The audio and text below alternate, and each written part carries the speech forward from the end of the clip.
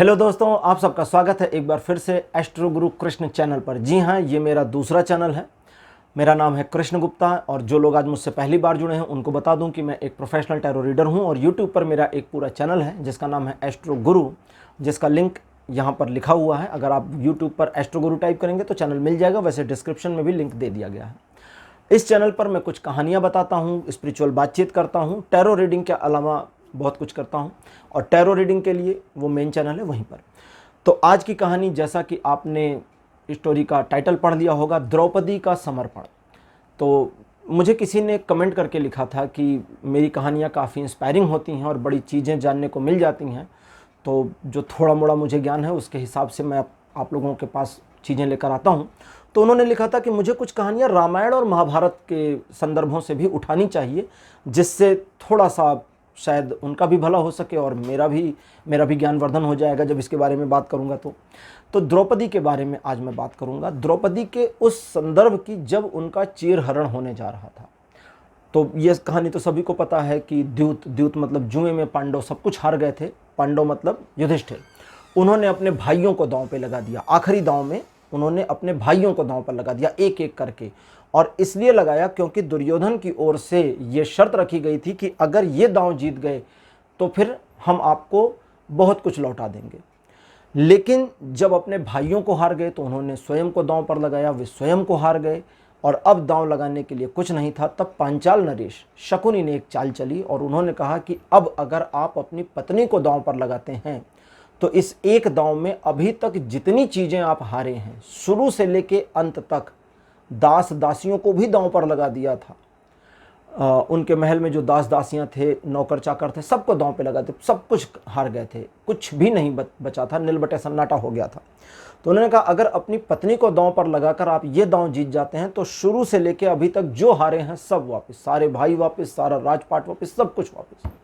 ये एक ऐसा लालच था जो उस जुआरी युधिष्ठिर को बहुत प्यारा लगा। यहाँ पर युधिष्ठिर के लिए मैं जुआरी वर्ड यूज करूंगा क्योंकि उस मोमेंट में महाभारत के युधिष्ठिर बिल्कुल भी सम्मान के पात्र नहीं थे। हालांकि युधिष्ठिर बड़े सम्माननीय थे, उनको धर्मराज कहा गया क्योंकि उनके जो पिता थे, जिन देवता की आशीर्वाद से वे जन्मे थे, वो धर्मराज थे। धर्मराज मतलब यमराज।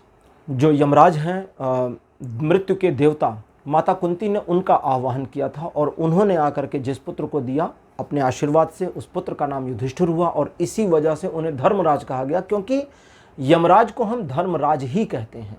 धर्मराज क्यों कहते हैं यमराज को, इसके बारे में हम आगे कभी चर्चा करेंगे।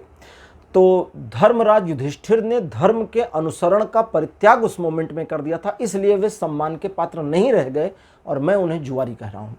तो उस जुआरी ने उस समय अपनी पत्नी को भी दांव पर लगाया और हार गया। जब हार गए तो उसके बाद की क्रोनोलॉजी भी आपको पता है कि अट्टहास हुआ, हंसी उड़ाई गई और कमेंट्स किए गए, अपशब्द बोले गए, जिसमें कर्ण ने भी अपशब्द कहा द्रौपदी को, बहुत ही गंदा वर्ड बोला था। और फिर दुर्योधन ने अपने भाई को आदेश दिया कि जाओ उस दासी को, द्रौपदी को दासी कहा, दासी को केशों से, उसके बाल से पकड़कर घसीट के ले आओ और मेरी जांघ पर बिठा दो। तो वो चला गया और वो लेकर आ गया। तो वहाँ पर द्रौपदी अपने बचाव के लिए चीखती रही, चिल्लाती रही, लेकिन कोई नहीं सुना और फिर उन्होंने उसे निर्वस्त्र करने का प्रयास शुरू किया। दुर्योधन ने आदेश दिया कि इसके कपड़ों को खींच कर निकाल दो, इसकी साड़ी को खींच कर निकालो और निर्वस्त्र करके इस सभा में खड़ा कर दो। और द्रौपदी ने अपनी साड़ी को हाथों से पकड़ लिया।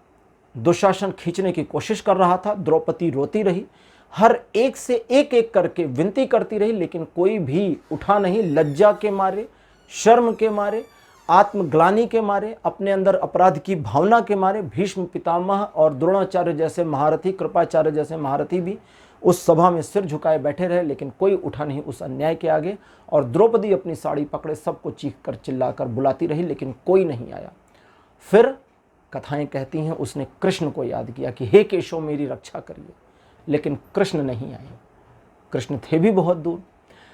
द्रौपदी बहुत देर तक कृष्ण को पुकारती रही।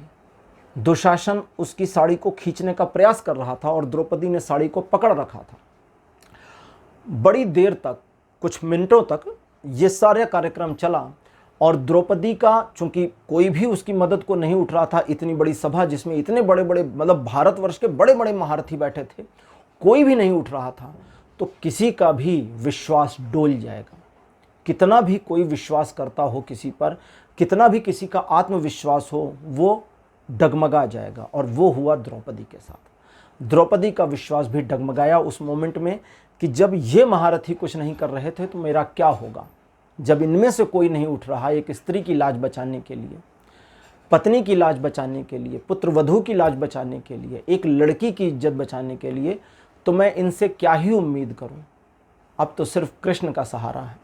और उस मोमेंट में उन्होंने उस साड़ी को जो पकड़ रखा था, द्रौपदी ने छोड़ दिया और हाथ जोड़ लिए। अगर आपने वो फोटो देखी होगी जिसे मेरे एडिटर्स अभी स्क्रीन पर लगा रहे हैं आपके सामने, दुशासन साड़ी खींच रहा है और द्रौपदी ने साड़ी छोड़कर हाथ जोड़ लिए हैं भगवान कृष्ण के लिए। यही वो मोमेंट था जब कृष्ण ने उनकी साड़ी को खत्म नहीं होने दिया। वह कपड़ा जो उसके शरीर से खींचा जा रहा था अंतहीन हो गया, अनंत हो गया। कहते हैं हरि अनंत, हरि कथा अनंता।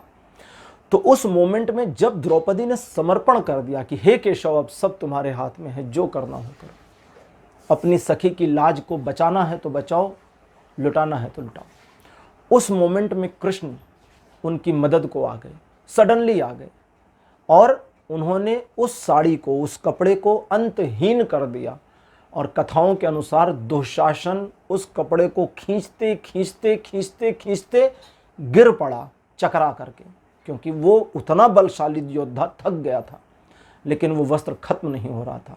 और उस सभा में उस समय सभी लोगों ने देखा कि एक स्त्री जिसका वस्त्र खत्म नहीं हो रहा, और इसके ऊपर एक दोहा भी किसी ने लिखा था, मुझे उनका नाम नहीं पता, जिन्होंने लिखा था कि साड़ी बिच नारी है कि नारी बिच साड़ी है, साड़ी ही की नारी है या नारी ही की साड़ी है। यानी कि साड़ी के बीच में ये नारी खड़ी। दुशासन सोच क्या रहा था, ये दोहा इस चीज़ पर है कि उस मोमेंट में दुशासन के मन में क्या चल रहा था जब वो खींच रहा था। वो यही सोच रहा था कि साड़ी के बीच में ये नारी खड़ी है कि नारी के बीच में ये साड़ी हो गई है। इस नारी की ये साड़ी है कि ये साड़ी की ही नारी बनी हुई है। समझ में नहीं आ रहा था उसे एक बार ये चक्कर क्यों आया उसे लगा कि ये इसकी साड़ी है, इसने कितना लपेट कर रखा होगा अपने शरीर पर इसे, असंभव असंभव असंभव। फिर उसे लगा होगा कि कहीं ऐसा तो नहीं ये इस कपड़े से ही बनी हुई है और मैं नाहक परेशान हो रहा हूं, और वो गिर गया। लेकिन इसमें सबसे जो मार्क करने वाली बात है जो मुझे लगी वो यही थी कि द्रौपदी ने जब कृष्ण की ओर अपने समर्पण को प्रस्तुत किया तब कृष्ण ने उसकी मदद करी। और बिल्कुल यही चीज महाभारत के युद्ध में हुई थी। जब अर्जुन ने अपना समर्पण कर दिया था तब कृष्ण गुरु बनकर ज्ञान देने को आए। दैट मीन्स कि यदि हमें ईश्वर की कृपा चाहिए तो हमें पूरे समर्पण की जरूरत है। जब तक हमारा समर्पण पूर्ण नहीं होता ईश्वर हमारी मदद को नहीं आते। हमारे समर्पण में शंका नहीं होनी चाहिए। द्रौपदी ने हाथ जोड़ लिए क्योंकि द्रौपदी को उस मोमेंट में सिर्फ एक पर विश्वास था कि अब कोई बचा सकता है तो वो कृष्ण बचा सकते हैं, केशव बचा सकते हैं, उनके अलावा कोई नहीं है। भीष्म पितामह जैसा महारथी जिससे पूरा भारतवर्ष कांपता था, जिनके बारे में कहा जाता है कि वे अकेले पूरी सेना का संहार करने को काफी थे, अकेले एक आदमी, और वो आदमी सिर झुका करके आत्मग्लानि से भरा, आंसुओं से डूबा हुआ बैठा हुआ, उठ नहीं रहा, तो किस पर भरोसा करें, किससे उम्मीद करें। और उस मोमेंट में द्रौपदी ने सिर्फ कृष्ण पर भरोसा किया और छोड़ दी साड़ी को कि अब जो होगा कृष्ण देख लेंगे। और कृष्ण ने जब देखा तो फिर दुनिया ने देखा, क्योंकि उस मोमेंट में वो चीज हुई जो कभी नहीं हुई थी। तो ईश्वर के प्रति समर्पण का भाव हमारे मन को एक शांति देता है। ईश्वर के प्रति समर्पण का भाव हमें उनके प्रति एक ऐसी पोजीशन पर पहुंचाता है जहां उनके लिए हमें छोड़ना असंभव हो जाता है। फिर वे नहीं छोड़ सकते हमें, क्योंकि इस समर्पित व्यक्ति को छोड़ने की साहस उनमें नहीं है। गीता में कृष्ण ने कहा है कि जैसे लोग मुझे भजते हैं, जैसे याद करते हैं, मैं भी उनको याद करता हूं। मैं कोई कर्ज नहीं रखता। दुष्टों के लिए दुष्ट हो जाता हूं, साधुओं के लिए साधु हो जाता हूं। परित्राणाय साधूनाम विनाशाय च दुष्टकिताम।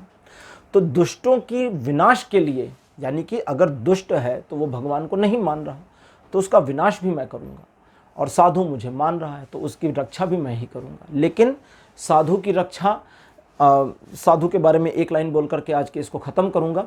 साधुओं के बारे में कई बार कहा गया है कि कई बार ऐसे भी भारत में थे जब उस समय पुराने समय में जब राक्षस लोग उनके यज्ञों में विघ्न डालते थे, तो कई संदर्भों में आया है जब उस राज्य के राजाओं ने सेना भेजने का प्रयास किया और साधुओं ने मना कर दिया कि हम अपनी असुरक्षा में सुरक्षित हैं, आप नाहक कष्ट ना करें।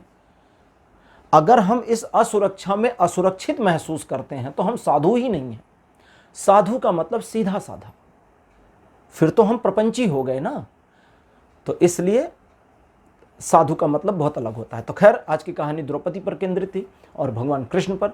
तो समर्पण के भावना सबसे ज़्यादा इंपॉर्टेंट होती है, यही इस कहानी का मोटिव था और यही आपको इस कहानी के माध्यम से मुझे बताना था। तो आज के लिए इतना ही। आज की कहानी, आज का वीडियो आपको कैसा लगा, अपने एक्सपीरियंस, अपने अनुभव कमेंट सेक्शन में जरूर लिखिए। इस वीडियो को लाइक करिए और इस चैनल पर और भी ढेर सारी कहानियाँ हैं, स्क्रॉल करके उनको देखिए, उनको सुनिए, आपको बहुत सारी जानकारी मिलेगी, बहुत अच्छा लगेगा, मनोरंजन भी होगा। और चैनल को सब्सक्राइब करना बिल्कुल मत भूलिएगा। अगले वीडियो में फिर मिलूंगा, तब तक के लिए बाय बाय।